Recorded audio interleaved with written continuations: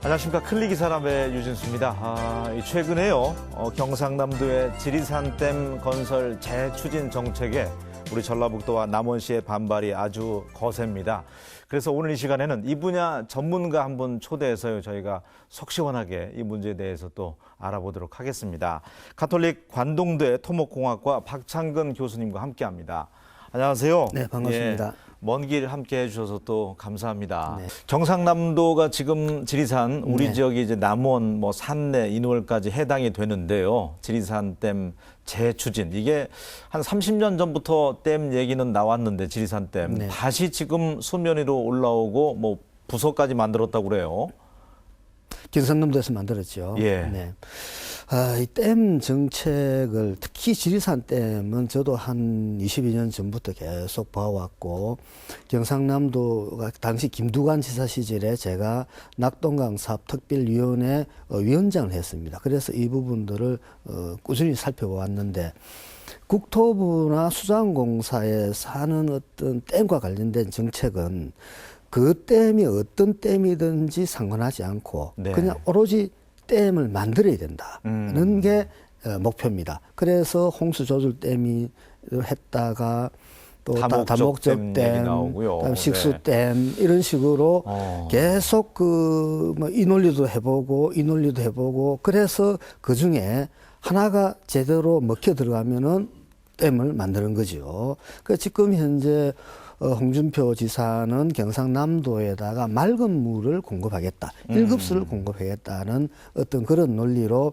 지리산에다가 대규모 댐을 한 2억 톤 정도 네. 되는 대규모 댐을 만들게 됩니다. 그다음에 지리산 국립공원 일부 지역은 이제 수몰되는 것은 뻔한 거고, 그래서 결국은 그 물을 공급하겠다고 그러는데, 그러면 경상남도에서 현재 물이 부족한 데가 어딘가를 파악해야 되잖아요. 네. 먹는 물이. 근데 경상남도에서 물이 부족한 곳이 없습니다.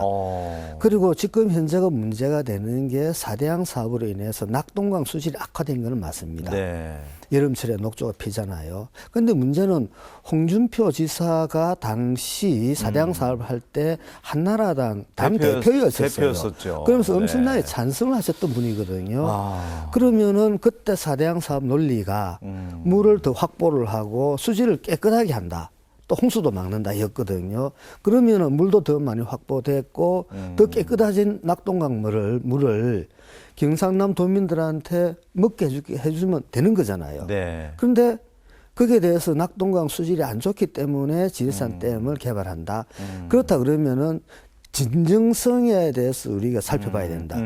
다시 해서 내가 사대양 사업을 할 때는 그런 줄 알았는데, 네. 지나고 보니까 낙동강이 이렇게 엉망이 됐더라. 그래서 이 부분에 대해서는 잘못됐다. 그래서 이거에 대해서 어떤 해결책을 찾을 수 있을 것이냐. 예를 들어서 수문을 연다든지, 네. 기타 여러 가지 대안들에 대해서 먼저 고민을 하고, 그리고 도민들한테 설명해 줘야 되겠죠. 네. 그래 하다가 도저히 다른 대안이 없으면은 우리가 지리산에다가 식수댐을 만들어서 도민들이 깨끗한 물을 먹게 하자. 네. 이건 어느 정도 도민들 입장이나 전 국민들이 받아들일 수 있겠죠. 왜냐하니까 댐 건설 사업은 대부분이 국가 예산으로 들어가거든요. 네. 그러니까 결국은 국민 세금이라는 거죠. 그래서 결국은 그런 어떤 사업을 할 때는 우리가 논리가 정연해야 되는데, 지금과 같이 경상남도의 식수댐 사업은 말 그대로 앞뒤가 안 맞는 네. 그런 정책이라고 봅니다. 여기까지 듣고 제가 정리를 해보자면, 물이 지금 당장 부족해서도 아니고, 낙동강이 지금 녹조 현상 심하고 오염됐다고 하면 1차적으로는 그 낙동강을 이제 정화를 하든지 살려야 되는 게 또 두 번째이고, 댐은 어떻게 보면은 추후에 또 추후라고 볼 수 있네요. 그렇죠. 댐 하나 만드는 것 자체도 큰 네. 예산이 들어가고 자연 생태계를 어마어마하게 황폐화시키기 때문에, 논리적으로도 좀 어떻게 보면 경상남도의 논리가 부족해 보입니다. 진정성이 또 의심이 되고요. 네. 국토부도 좀 오락가락한 것 같아요. 네, 국토부는 기존의 홍수 조절댐으로 지금 준비를 하고 있었거든요. 네. 그러면서 다목적 댐화로 합니다. 그러니까 홍수 조절댐이나 다목적 댐이나 식수댐이나 크게 보면 똑같은 거예요. 왠가 하니까 다목적 댐은 목적이 몇 개라는 뜻이잖아요. 홍댐을 만들면 홍수를 방어한다. 조금 방어할 수 있겠죠. 식수 공급할 수 있습니다. 그러니까 이미 댐을 만들었다 그러면은 댐의 규모를 떠나가지고 전부 다 다목적 댐입니다. 예. 그리고 식수 전용 댐도 일부 공간을 홍수를 방어하기 위해서 할당한다면은 또 다목적 댐이 돼버려요. 그러니까 댐의 명칭이라는 것은 별로 중요하지 않다. 그러다 보니까 일반 국민들이 볼 때는 국토부가 오락가락하는 거죠. 식수댐이 됐다가 다목적 댐이 됐다가 홍수 조절용 댐이 됐다가. 그래서 네. 핵심은 국토부는 댐을 그 이름이 뭐든지 간에 만들어야 되는 어떤 태생적 한계를 가지고 있다. 왠가 하니까 국토부에 보면은 수자원 개발과라는 게 있습니다.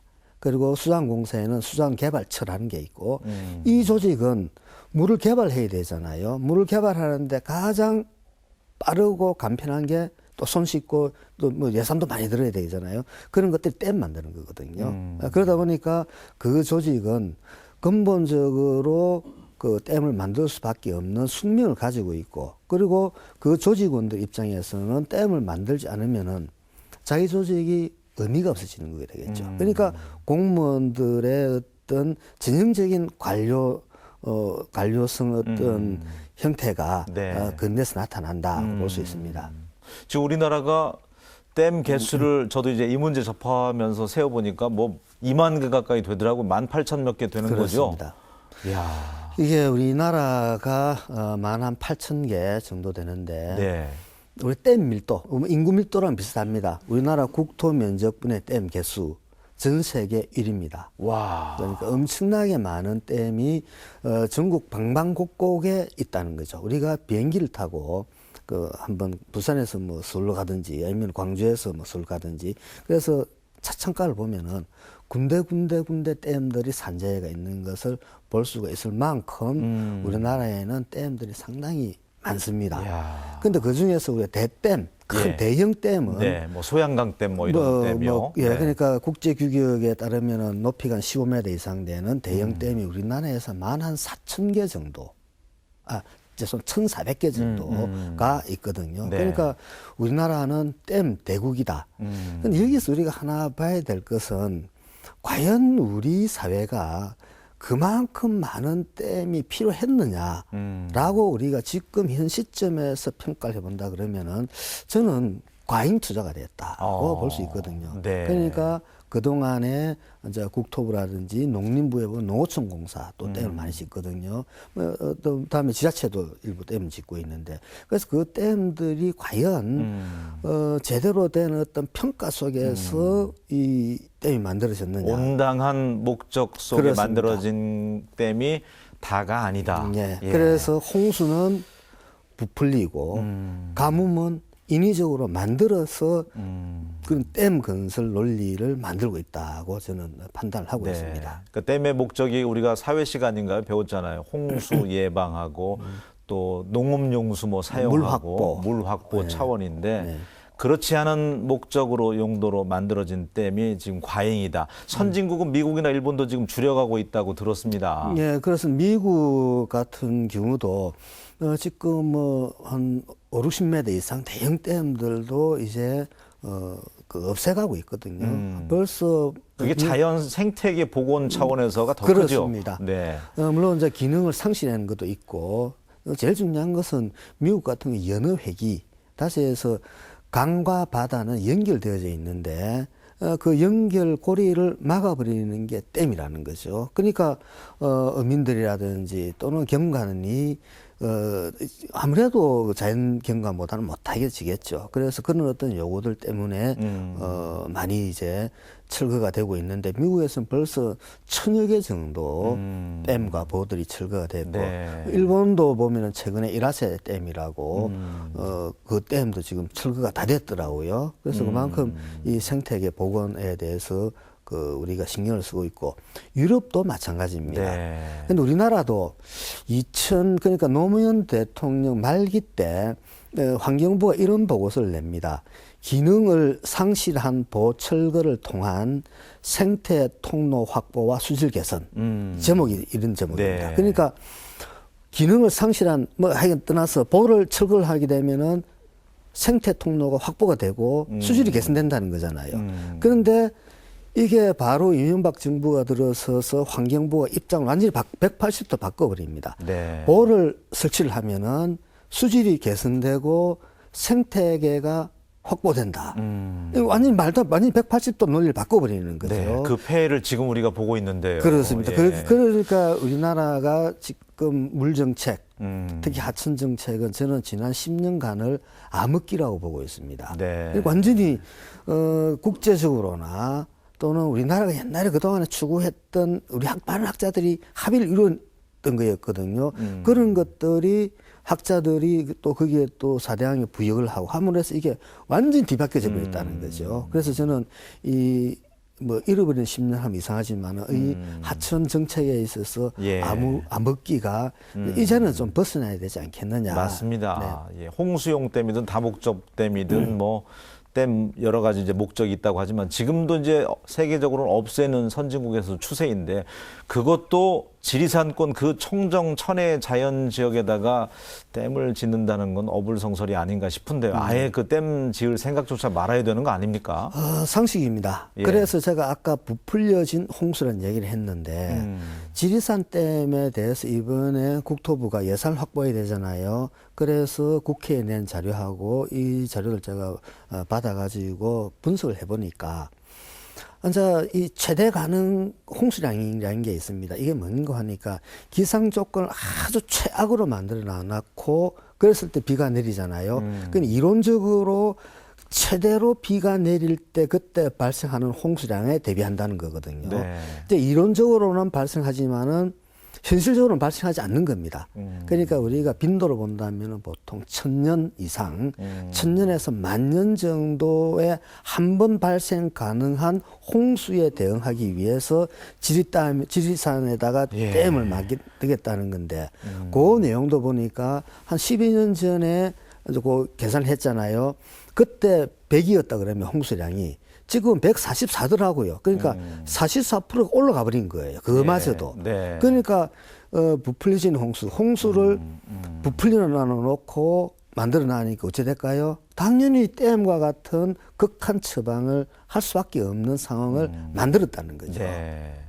그런 식으로 이제 댐 계획을 하고 있는 것은 바람직하지가 않다. 경상남도의 무슨 꿍꿍이 속셈인지는 모르겠지만 진정성에 있어서는 믿음이 안 가고요. 물이 뭐 당장 부족한 것도 아니라고 하니까요. 경상남도에 있어서는 1차적으로는 또 낙동강 수질을 개선해야 되는 거고요. 낙동강을 포기해서는 안 되잖아요. 그쪽 입장에서라도. 네. 어쨌든 지리산댐 우리 남원시와 전북도에서도 강력하게 지금 반발하고 있는데 그쪽은 책임 전담 부서까지 만들어 놓고 지금 대응하고 있는데 우리가 좀 미온적인 건 아닌가 모르겠습니다. 우리도 적극적으로 좀 대처를 해야 되겠죠.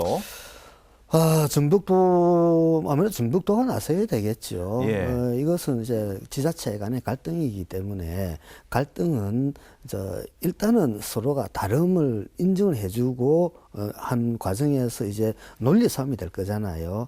그런데 지금 현재 논리 싸움을 하는 거 보면은 조금 한 발 물러선 다시 얘기해서 뭐 환경 피해가 온다라는 당연히 환경 피해는 오지만은 환경 영향 평가도 다 추후에 할 거잖아요. 다 하는데 네. 환경 영향 평가는 이제 이 나중에 이제 문제가 되면은 법원에 가게 되잖아요.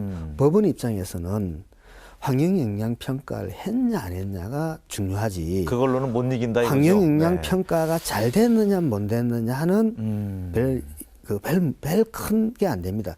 무슨 얘기인가 하니까 예를 들어서 멸종 위기종이 이거 댐을 만들면 수장대에서 없어진다. 그러면은 여기 옮기면 된다. 다시 해서 대안들 또 막 제시를 하거든요. 네. 그러므로 인해서 법정에서 일반적으로 우리 환경단체, 저도 환경단체 있습니다만은 환경단체 논리가 자꾸 많이 지고 있습니다. 그래서 제가 전북도에다가 주문하고 싶은 것은 국토부나 수자원공사나 경상남도에서 댐 건설 논리가 있는데 네. 그 논리가 공학적으로 제대로 됐는지 안 됐는지 그 논리가 어느 정도 허구성이 있는지 이런 것을 가지고 법원을 나중에 문제됐을 때 설득을 해야 합리적인 판결을 얻어낼 수 있다고 저는 봅니다. 그런데 거기에 대해서는 아무래도 소극적인 것 같습니다. 네. 참 그 당 대표 하실 때는 4대강 찬성해서 결과적으로는 4대강 후유증으로 낙동강의 녹조 현상이 심해진 거 아니겠습니까? 그렇습니다. 예. 그런데 이제는 그 청정 지역에 지리산댐까지 만들어서 환경이 어느 정도 황폐화될지 가늠이 안 된다면서요.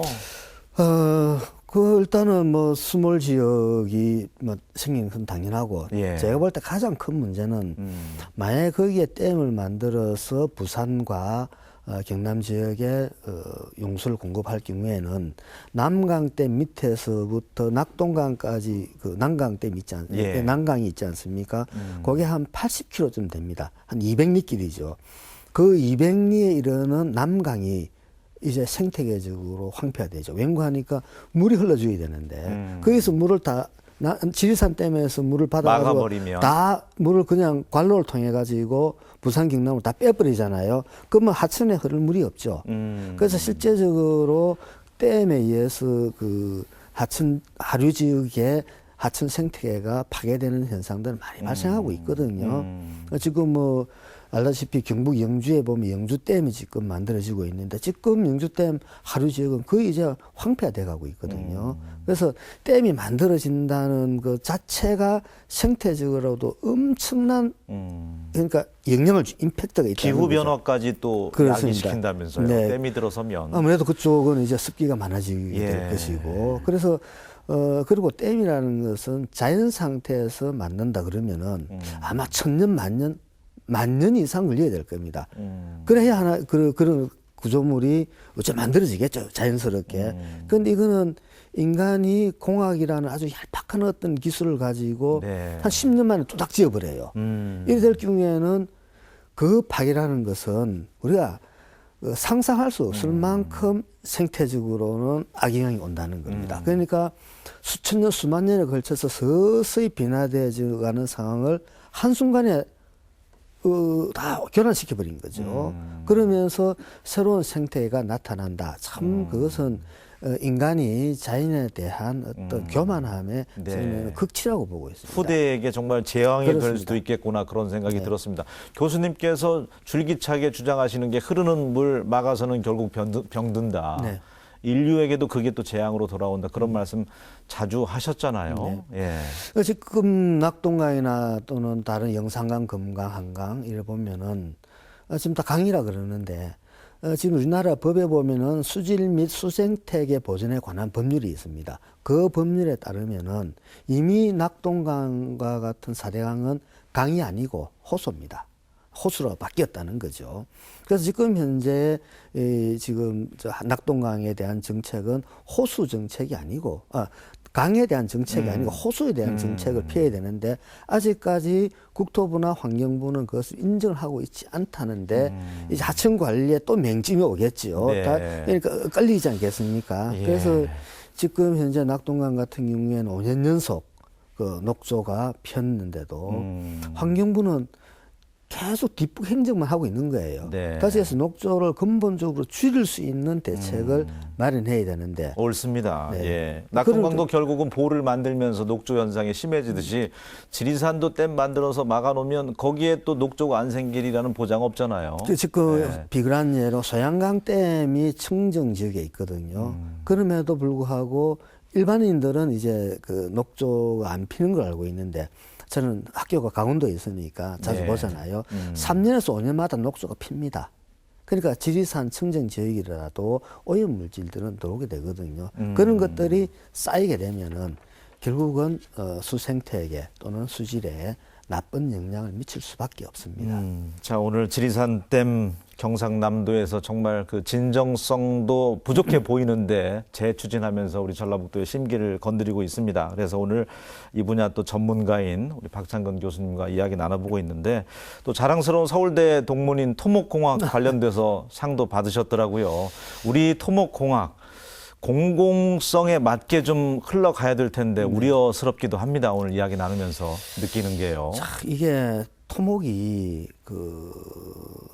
강 보면 상하수도 그다음에 도로, 철도, 항만, 공항, 뭐 교량 이와 같이 우리 생활에 아주 편리함을 주는 사회 기반 시설을 만드는 거고, 특히 상수도, 하수도의 보급은 우리 인간 수명을 적어도 20년 내지 30년 증가시키는 역할을 해왔거든요. 예. 그만큼 우리 토목은 우리 사회로부터 존경을 받아야 될 학문의 분야에 있는데, 어느 한순간부터 우리 토목이 공공성을 잃어버렸어요. 네. 그러다 보니까 국민들로부터 큰 역할을 해왔고, 앞으로도 또 큰 역할을 해야 됨에도 불구하고 이렇게 비난을 받는 것은 결국은 토목이 가져야 될 기본적인 공공성을 훼손했기 때문이다라고 저는 보고 있습니다.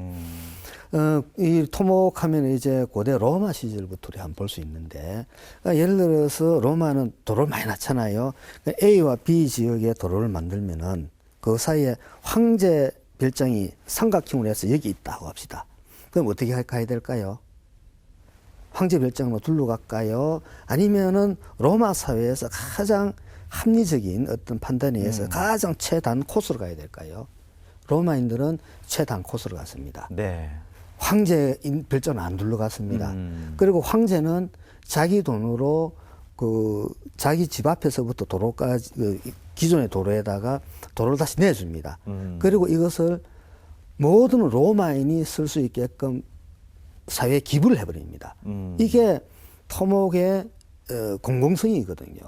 그래서 로마 제국이 1000년 이상 큰 제국으로 할 수 있던 그 가장 기본이, 저는 이제 어떤 공조직에서 일하는 사람, 공공사업은 철저히 공을 위해서 해야 된다. 옳습니다. 예. 근데 지금 우리 사회에서 보면은 이 토목이라는 게 너무 어떤 시장 군수의 어떤 치적 사업, 특히 또 대통령 같으면 뭐 자기 공적 사업, 뭐 이런 거에 의해서 포장이 네. 되다 보니까 네. 이 사업 자체가 한 발 물러서 봤을 때 우리 사회 전체의 어떤 인프라, 사회 기반 시설을 효과적으로 확충하는 방향으로 가야 되는데, 이것들이 점점 왜곡되어 간다는 네. 거죠. 이 속에서 저는 우리 토목의 어떤 위기감이 있고, 이것을 극복하려고 그러면은 토목에서 공적인 기능을 이제는 확보를 해야만이 알겠습니다. 다시금 국민들로부터 사랑을 받을 수 있다. 예. 볼 수 있습니다. 자, 지리산 댐, 정말 댐 하나가 들어서면 생태계 파괴하는 건 순식간이고 다시 복원하는 데는 수백 년이 걸릴 수도 있잖아요. 영원히 불가능합니다. 생각하기도 싫을 문제이고, 우리가 오늘 말씀해 주신 데에서 해법을 찾자면 경상남도를 그 생각을 좀 싹 가시하기 위해서는 우리 토목공학적인 논리를 들이대면서 우리가 강력하게 좀 반발해야 된다는 생각을 가졌습니다. 예, 어려운 발걸음 오늘 함께해 주셔서 감사합니다. 고맙습니다. 네, 고맙습니다. 예.